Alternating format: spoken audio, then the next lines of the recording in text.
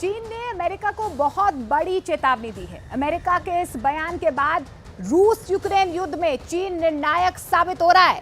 यानी चीन रूस को हथियार सप्लाई कर रहा है। चीन ने अमेरिका को सीधी धमकी दी है कि वो इसके बहाने एशिया में नेटो की एंट्री की कोशिश में है। चीन ने साफ लहजे में कहा है कि अमेरिका एशिया को अराजकता के दौर में नहीं झोंके, इसका अंजाम बहुत बुरा होगा।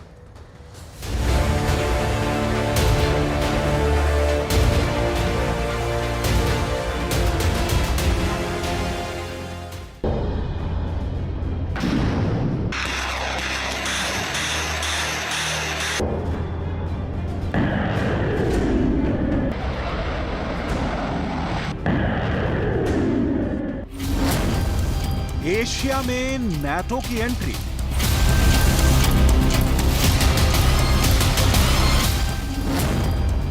चीन का काम खल्लास।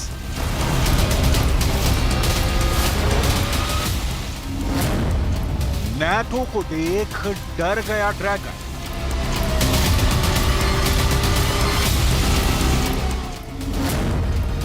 विस्तारवाद का अंत तुरंत।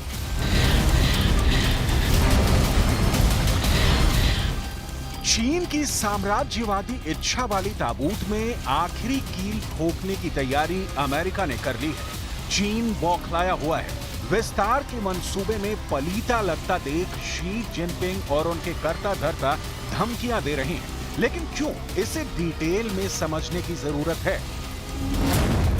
अमेरिका ने पहली बार खुलकर और सीधे सीधे शब्दों में कहा है कि चीन यूक्रेन के खिलाफ युद्ध में रूस की मदद कर रहा है। यही नहीं, चीन रूस का निर्णायक समर्थक है। चीन रूस के डिफेंस इंडस्ट्रियल बेस के लिए बड़े पैमाने पर सपोर्ट दे रहा है। What they're doing with Russia in terms of accommodating, facilitating, they're getting access to additional. They're not supplying weapons themselves. They're supplying mechanisms for them to be able to get weapons. चीन के पास इसका करारा जवाब नहीं है, लिहाजा दरवाजे के सामने खड़ा होकर बोलने की जगह खिड़कियों के पीछे छिपकर बोल रहा है। ये नहीं कि वो रूस को युद्ध में समर्थन कर रहा है या नहीं, हथियार और लॉजिस्टिक सप्लाई कर रहा है या नहीं, बल्कि वो डर दिखा रहा है एशिया में नाटो की एंट्री का डर। 北约华盛顿峰会宣言渲染亚太地区紧张局势，充斥着冷战思维和好战的言论，涉华的内容充满了偏见、抹黑和挑衅。我们对此强烈不满，坚决反对，已向北约方面提出严正交涉。 पश्चिमी देशों ने पहले भी बीजी पर ड्रोन और मिसाइल तकनीक और सैटेलाइट इमेजरी को मॉस्को को ट्रांसफर करने का आरोप लगाया है। अमेरिका का अनुमान है कि रूस के आयात किए जाने वाले करीब 70% टूल्स और 90% इलेक्ट्रॉनिक्स अब चीन से आते हैं। चीन नाटो देशों को दुर्भावनापूर्ण साइबर और हाइब्रिड गतिविधियों, जिसमें गलत सूचना भी शामिल है, का संचालन करने का भी आरोप लगा था। लेकिन चीन लंबे समय से इन आरोपों का खंडन कर रहा है। चीन दोहराता रहा है कि वो युद्ध में रूस की मदद कर रहा है और इस बात पर जोर देता है कि वो एक तटस्थ पक्ष बना रहेगा। उसने संघर्ष को समाप्त करने की अपील की है और एक शांति योजना का प्रस्ताव रखा है, जिसे यूक्रेन ने अस्वीकार कर दिया है। लेकिन यह आंशिक सत्य है। चीन रूस को मदद कर रहा है, सच तो यह है। लेकिन नाटो को जलन क्यों हो रही है, इसे समझना बहुत जरूरी है।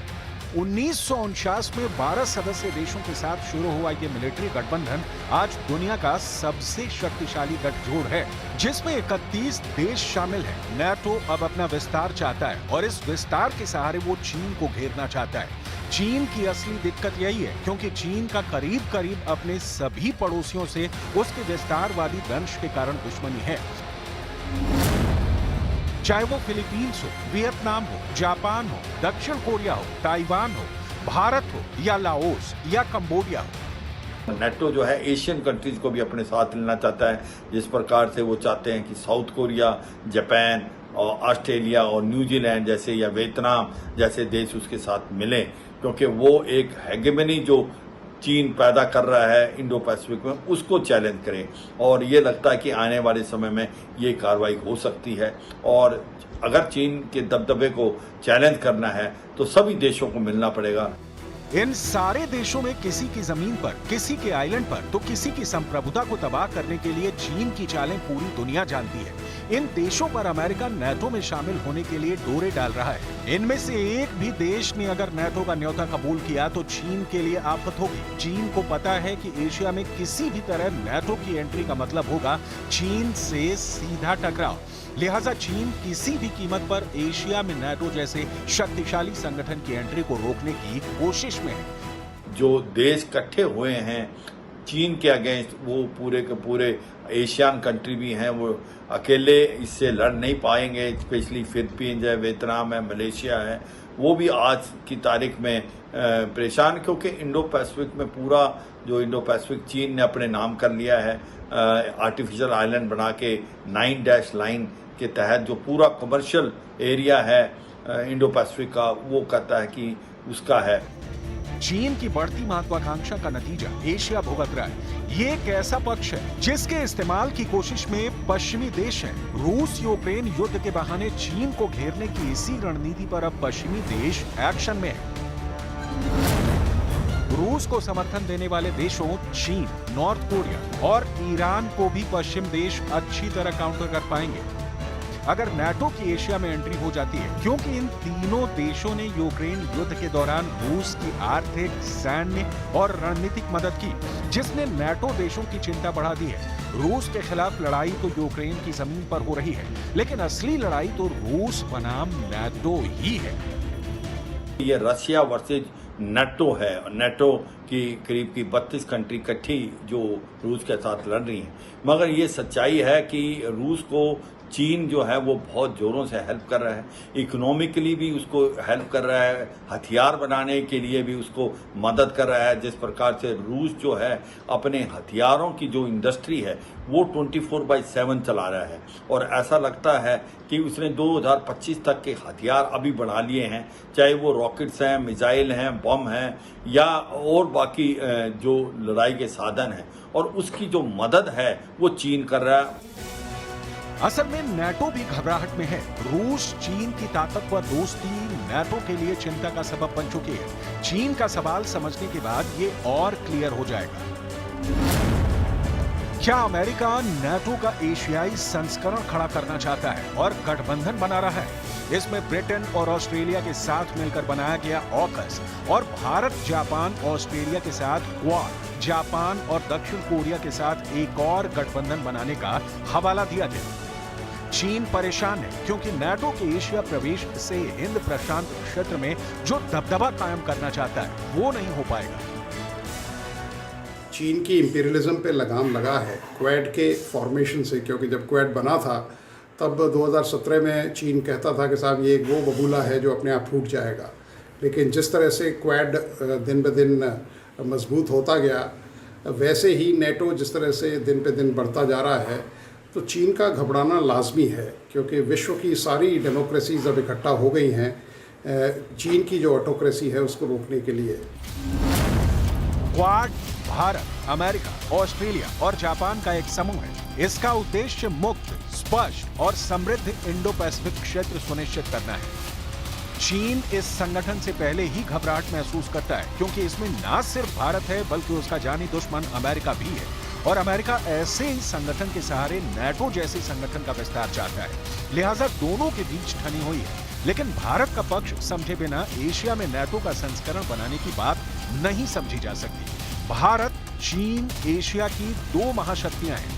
दोनों के हित सीमा से लेकर व्यापार तक में टकराते हैं, लेकिन भारत चीन की तरह हिंद प्रशांत क्षेत्र में अपना वर्चस्व स्थापित नहीं करना चाहता। ना ही भारत की नजर दूसरों की जमीन पर है, लेकिन इसके साथ ये भी ध्यान रखने वाली बात है कि एशिया में नेटो की एंट्री का भारत भी सपोर्ट नहीं करेगा। इसके कई कारण हैं। पहला, चीन की तरह नेटो जैसा एक और शक्ति संपन्न प्रतिद्वंदी खड़ा करना नासमझी होगी। दूसरा, चीन से लड़ने के लिए नेटो के साथ खड़ा होना बुद्धिमानी तो कतई नहीं होती। तीसरा, भारत तटस्थ देश रहा है और किसी भी नेटो या सीटो जैसे संगठनों से खुद को दूर रखता है। चौथा, रूस यूक्रेन युद्ध को ना तो भारत समर्थन देता है और ना ही रूस की आलोचना करता है, क्योंकि नाटो का हित साधने के लिए रूस से दुश्मनी भारत के हित में नहीं है। भारत, मुझे नहीं लगता कि आज की तारीख में नेटो में ज्वाइन करने की सोचेगा, क्योंकि पहली बात, हमारी जो पॉलिसी है वो नॉन अलाइन की हैं और भारत किसी भी इस तरह के मिलिट्री अलायंस के साथ नहीं है। क्योंकि अगर भारत नेटो की तरफ सोचना शुरू करता है तो उसकी सहमति होगी कि इंडियन पैसिफिक रीजन में या साउथ चाइना सी में जो अमेरिकन प्रेजेंस है वो और बढ़ेगी। तो भारत नहीं चाहेगा कि साहब किसी भी दूसरे देश को, खासकर नेटो या इस तरह के जो अलायंसेस हैं, उनको इंडियन ओशन रीजन में जगह दी जाए। नाटो को एशिया में एंट्री चाहिए और चीन को एशिया में नाटो नहीं मांगता, लेकिन चीन नाटो को कब तक रोक पाएगा, कह पाना मुश्किल है। हाँ, ये जरूर है कि नाटो की विस्तारवादी इच्छा का ही परिणाम है। रूस यूक्रेन युद्ध और नाटो जैसे सैनिक संगठन से एशिया में भी शांति की उम्मीद तो नहीं की जा सकती।